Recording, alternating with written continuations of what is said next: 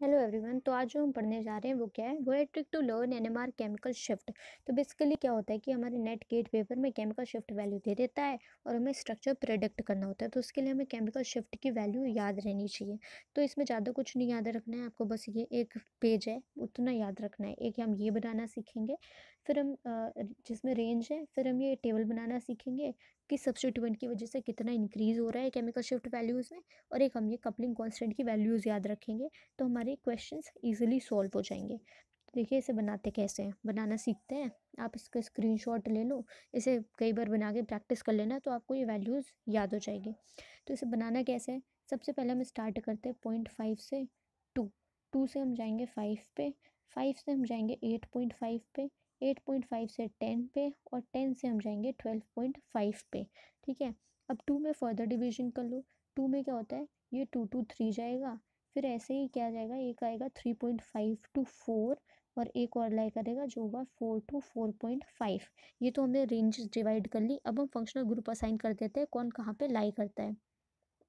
तो 10 to 12.5 मतलब सबसे ज़्यादा क्या है, 10 to 12.5 यहाँ पे होता है हमारा COOH, मतलब कार्बोक्सिलिक वाला ग्रुप होता है। तो इसका जो प्रोटॉन है वो सबसे ज़्यादा उसका केमिकल शिफ्ट वैल्यूज़ होती है। 8.5 to 10 हमारा CHO ग्रुप हो गया। 5 to 8.5 हमारा sp2 जो कार्बन है उससे लगा प्रोटॉन हो गया। 2 to 5 sp3 कार्बन है उससे लगा प्रोटॉन है, बट वो किसी इलेक्ट्रोनेगेटिव एटम के साथ अटैच्ड है। 0.5 to 2 हमारा कोई sp3 कार्बन है उससे लगा हुआ प्रोटॉन है। ठीक है, फिर 2 to 3 क्या होगा, कोई sp कार्बन है उससे लगा प्रोटॉन है, ये 2 to 3। ऐसे 3.5 to 4 OCH3 का प्रोटॉन लाई करता है, एंड 4 to 4.5 में OCH2 का प्रोटॉन लाई करता है। तो इतना आप याद कर लो। फिर हम फर्दर अब जाते हैं, ये तो डायरेक्टली जो प्रोटॉन है उसकी केमिकल शिफ्ट वैल्यू हो गई। अब उस कार्बन के साइड में कोई सब्स्टिट्यूएंट लगा होगा, वो सब्स्टिट्यूएंट क्या है उसकी वजह से अब इस केमिकल शिफ्ट वैल्यू में और भी ऐड होगा। जैसे मान लो हमारे पास sp3 वाला प्रोटॉन था, तो इसकी केमिकल शिफ्ट वैल्यू अप्रोक्सीमेटली हमने ले ली 0.5 से 2 के बीच में है।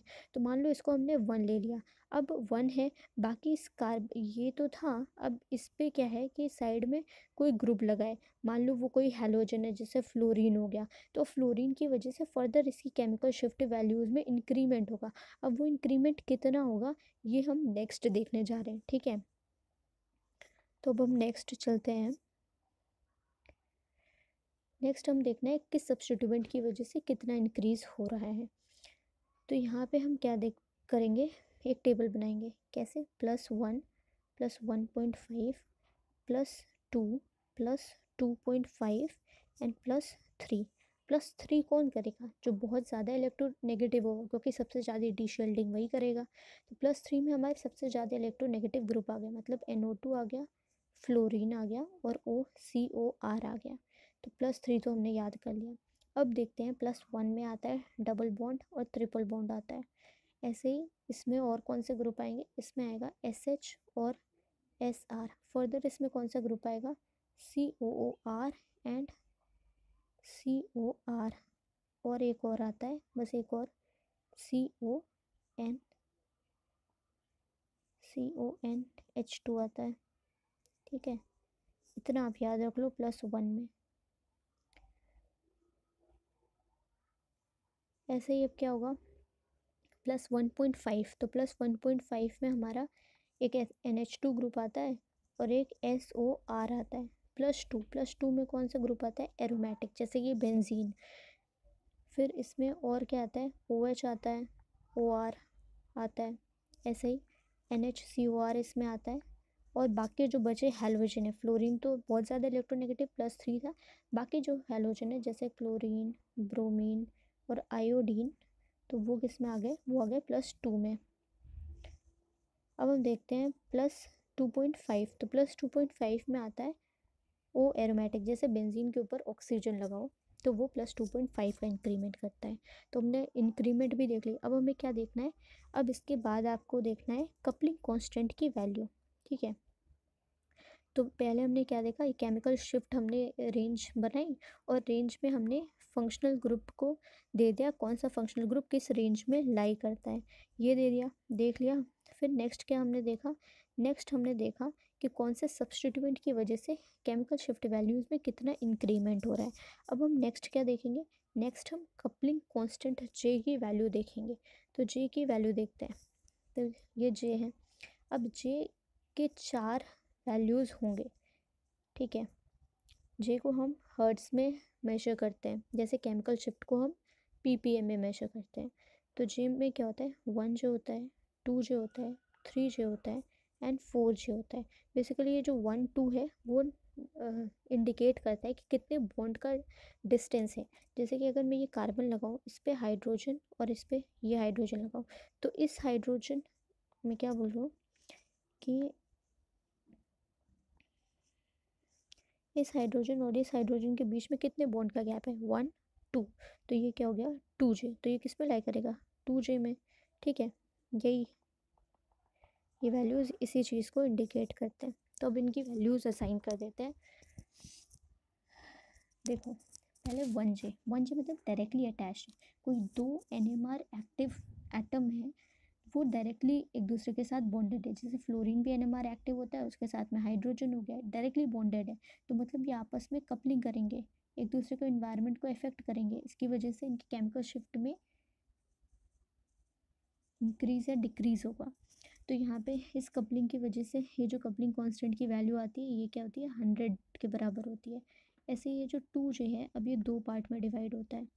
एक तो होता है अपना sp3 और एक होता है sp2, sp3 और sp2।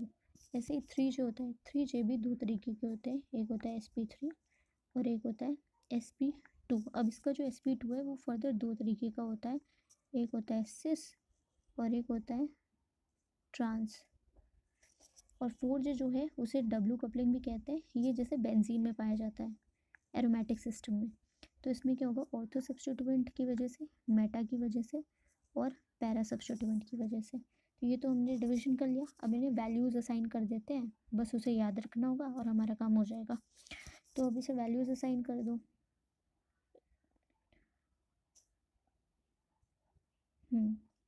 तो वैल्यूज़ असाइन कर देते हैं। ये क्या होता है, ये 6, ये लाई करता है 6 to 12 के बीच में। ये जितना ये 2 जे का sp3 है, उतना ही सिस भी होता है, तो ये भी 6 to 12 हो जाएगा। सबसे ज़्यादा क्या होता है, ट्रांस होता है। ये लाई करता है हमारा 16 to 18 के बीच में। बाकी ये क्या करेगा, ये 6 to 8 लाई करता है और ये 1 to 3 लाई करता है। फिर ऑर्थो मेटा पैरा क्या है, ये 0 to 1 होता है, ये 1 to 3 होता है और ये होता है हमारा 7 to 8।